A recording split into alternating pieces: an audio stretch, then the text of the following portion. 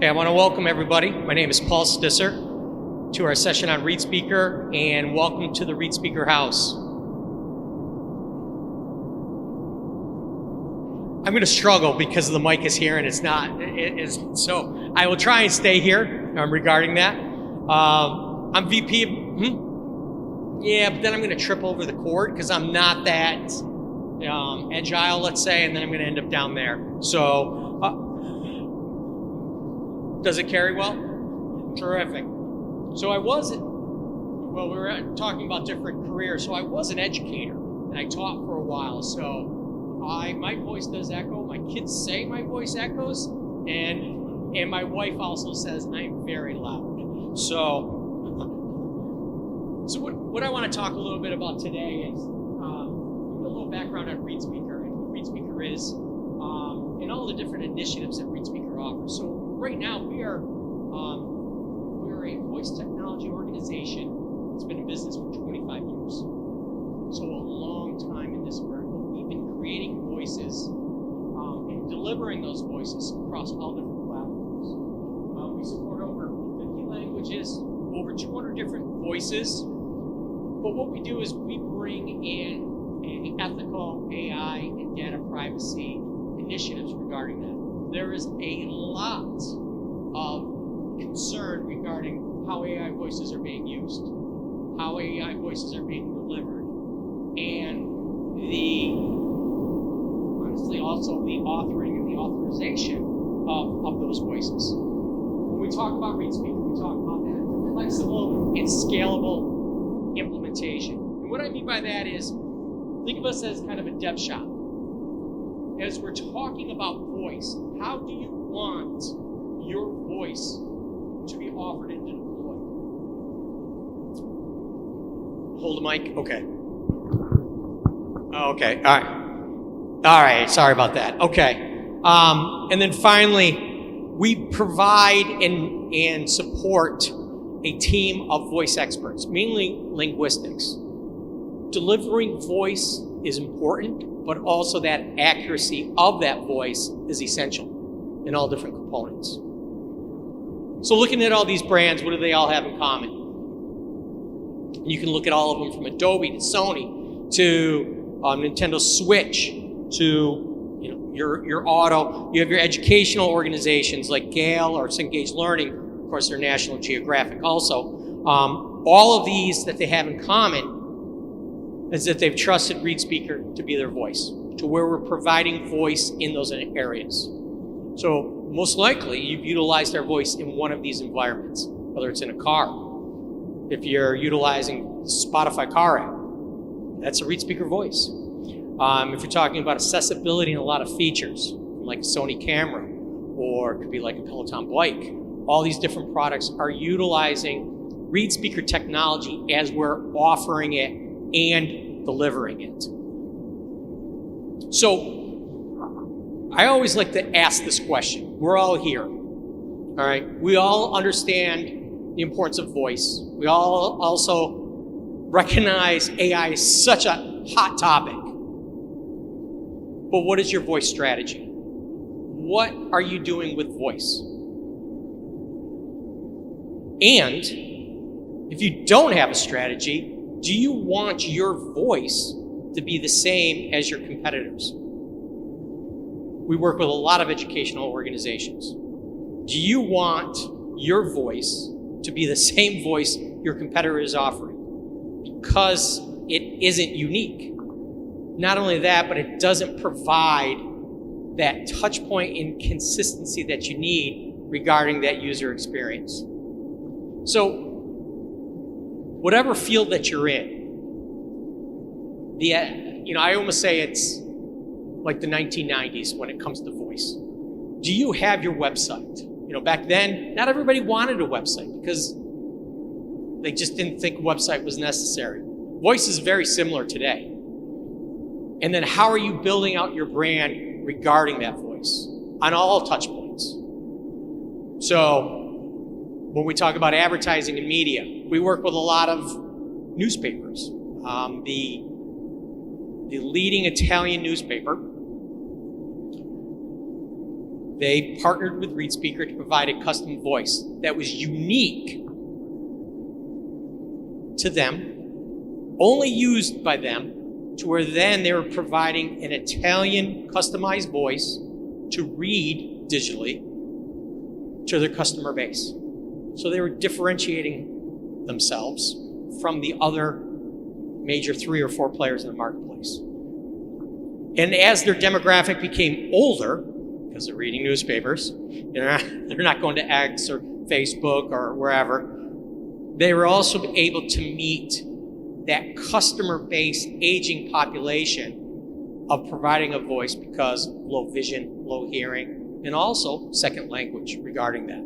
So that's just one super experience. The other one I want to talk about, customer services, of course, everybody's providing different chatbots. Does your chatbot represent the demographic of your end user? So there's a school in Florida, and they came to us because they were concerned about some of the chatbots not reflecting the demographic of their end user. A white Western European voice does not represent the voice of a South Florida student population. So when they came to us, they said, hey, we want to look at some of your voices to offer that. And we were able to deliver that. Also, so where I understand that's not customer experience, but it is the user experience of that, because they're coming to that website. And technically they are customers, because we all know college is super expensive. I have 2 in it, okay? And it is pricey. Also, when you're talking about onboarding, training, and e-learning, I have a little bit of experience in that field. And first, if you are using voice talent, you really need to look at custom voice, because traditionally, of what you're spending in a couple of years on voice talent, you can have your own custom voice. Because of that, not only that, but the man hours that you're putting in, and then when that voice talent goes away, because the life of that voice talent with you just isn't, longer than usually 3 to 4, even 5 years if you're lucky. But if you can partner with somebody, provide that voice, and then deliver that voice, believe it or not only are you building a brand, but you're becoming more cost effective over the life of that product, or the life table of that. The other one I want to talk about is regarding e-learning. Another organization that we work with is the Calibre Group. If anybody's an accountant or a nursing student, most likely you've taken one of their exams. They are massive out there. The field that we were working with was real estate agents, and working with them to get their real estate license. What we did with them is we looked at who's your demographic, who is the end user that's taking the test. They were able to figure it out. 39-year-old female. We had her demographic for our voice. We want that voice to sound like them. And as that voice was offered and delivered in a streaming SaaS environment that was dynamic, that voice then supported and related to that end user, which then led to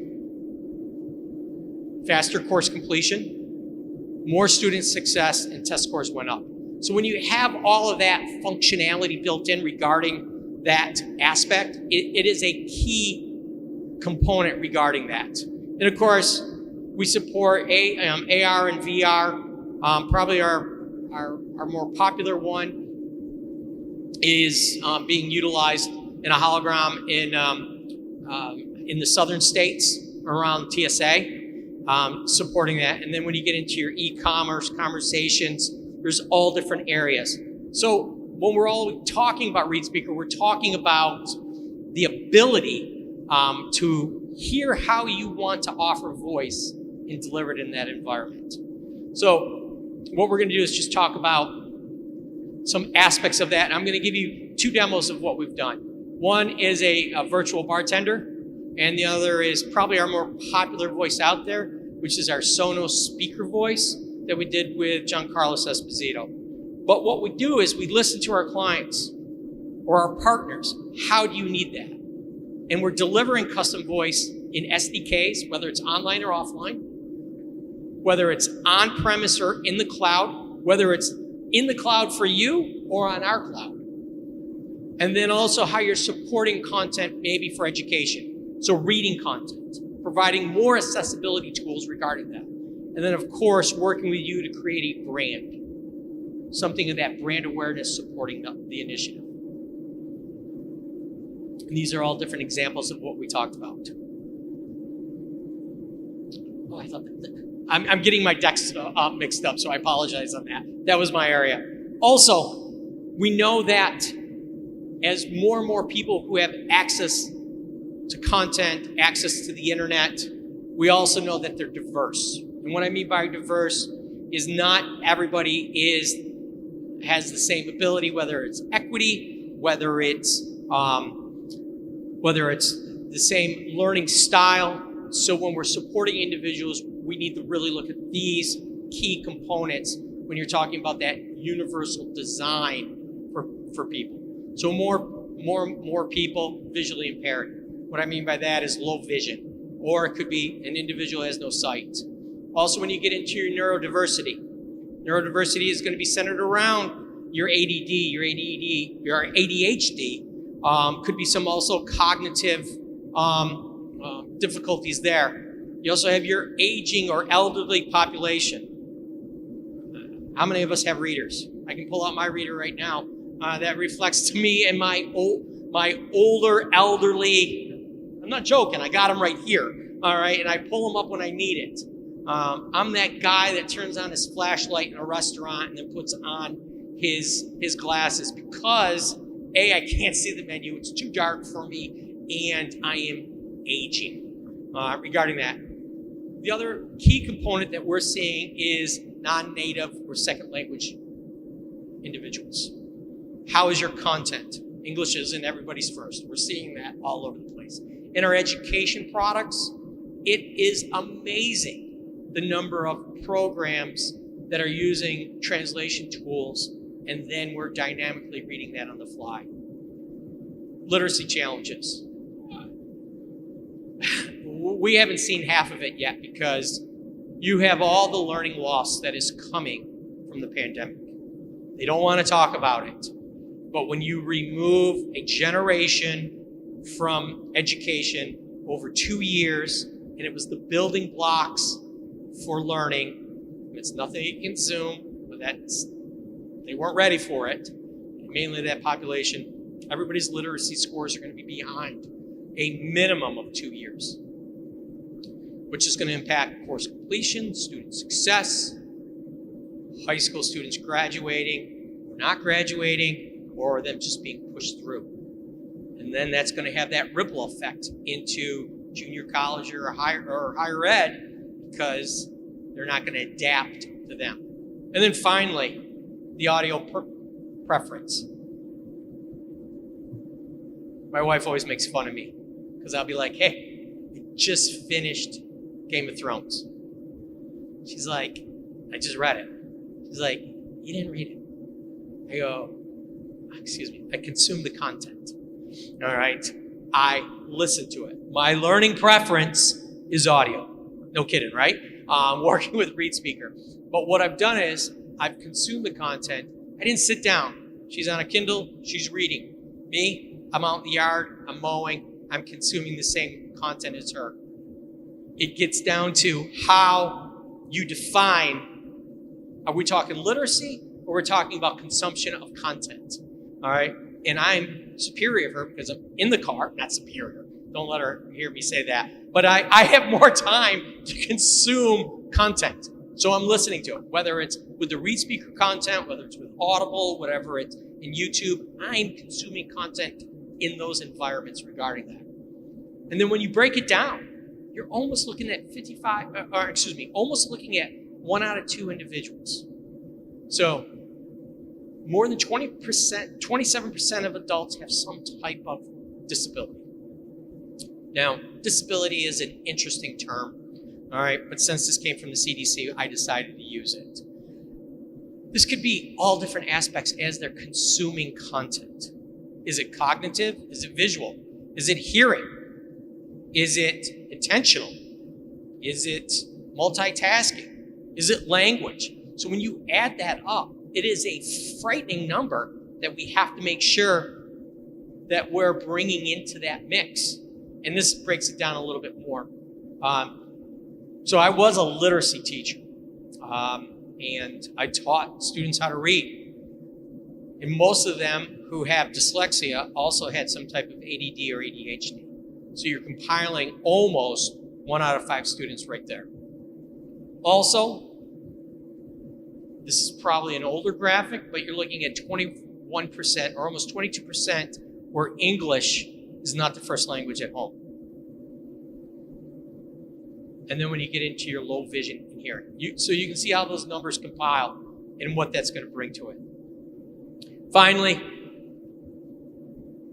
when you're talking about ADA Title II rulings, we've all heard the term WCAG 2.1, 2.2 that are coming down the pipe regarding how you're providing and supporting Title II with individuals regarding ADA or American Disability Act. They are all over the place, and voice fits into those quote-unquote guidelines to support your content online, but meeting those standards regarding that, whether it's a website integration, whether it's embedded into the product, it is a huge aspect of it. So when you're designing regarding that universal design for learning aspect, you're improving the experience, you're expanding your website reach. Also, when it comes to website and phone calls, there's a tendency to be less of them. But more importantly, you're checking that box regarding the compliance regarding that. Now, how do you choose a custom AI voice partner? There's 2 key components regarding that. One is the uniqueness and the quality of the voices, and the other is how you want that to be delivered. So, I can actually break it down a little bit more when we're talking about it, of how we do it, but technically we use human talent. We have a dedicated time. We look at the attention of voice characters to where we're having them read a script. It's a validation project phase of how it listens to. It also relates to a more human output, mainly when it comes to that. And then more importantly, if you're doing a custom voice, you have exclusive ownership of that data. And of course, that voice. So we got a couple stories here. First is what we've done with Sonos. Oh, is the audio? Where's the video? Oh, sorry. Here we go. Sonos is control. It's a voice control created specifically for Sonos users and designed from the ground up to control music and to control Sonos products. There are different sorts of players. How do data is processed locally? Nothing goes to the cloud.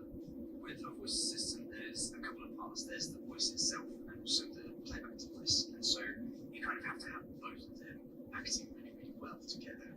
The natural sounding voice, the voice and the edits that we create in the studio, they get fed into the machine learning algorithms to create the voice assistant. What you end up with is not exactly the recordings that you started with. And to kind of help complement that work, we actually bring in external creators. My name is Giancarlo Esposito, and I'm honored to be the new voice of Sonos. When I was approached by Sonos, I was really excited, and I realized that they'd be manipulating my voice or the sentences which I said in many different ways, and I thought this is an opportunity to use my instrument in a different way. Trust ID displays all the drama out of a situation. Previously, we have had to instruct our voice actors to make a very monotone voice, but now through the advent of AI, we can have them read more naturally and make the final product sound much more humane. When recording Spanish, I both had help from my colleague who is a native Spanish speaker and Giancarlo's French coach to make sure that he pronounced it correctly. My expansion from doing this has allowed me to think differently. Hearing Giancarlo's voice come out of the Sonos device for the very first time was just such a delight. It's warm, it's comforting, it's charming, but also it's informative. Hey Sonos, what's mine? This is Superstar by Jobs.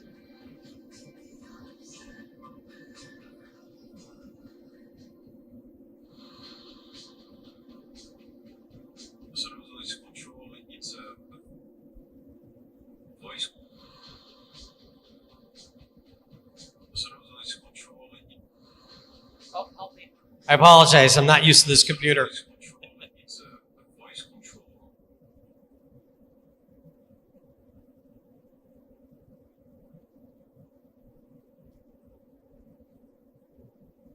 Terrific. Thank you. Thanks, Morgan. So basically, Sonos came to ReadSpeaker, and they were looking to create a voice that differentiated themselves from their competitors in the marketplace. And of course, knowing that they're competing with Google and Amazon, they don't want to use their voices. And they also had a strategy with Giancarlo Esposito as their voice. So ReadSpeaker was the ideal partner with them in being able to not only deliver it, but deliver it in multilingual, but also what's different from Google and Amazon, it was localized. So meaning that content was being generated into the cloud. So we've all, I don't know if anybody else has speakers in their house. I'm a dog person, and there's no cat in my house whatsoever. And I will joke around with my wife regarding getting a cat, and then all of a sudden we'll be pushed ads regarding kitty litter. Okay, why is that? All right, probably because stuff going into the cloud, and that cloud content being generated and us being pushed, Instagram ads regarding cat. There's no ads being on. What they did was they did something completely different. They kept it localized, and they partnered with ReadSpeaker to do it. The other is MSC Cruises with the mixologist robot.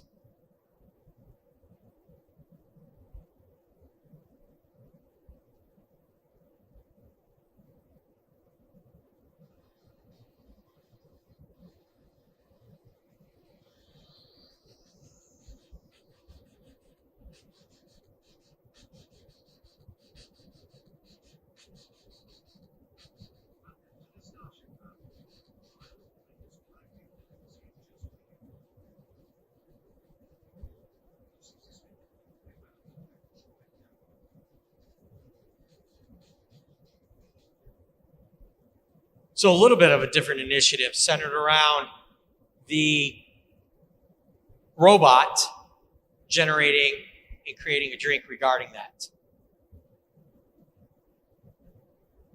So two different initiatives regarding that.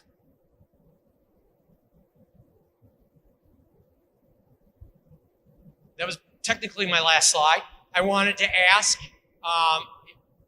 does anybody have any questions on ReadSpeaker? I can answer questions regarding how we make voices, how we're delivering voices, all different initiatives regarding that. So are there any questions from the field? Yes.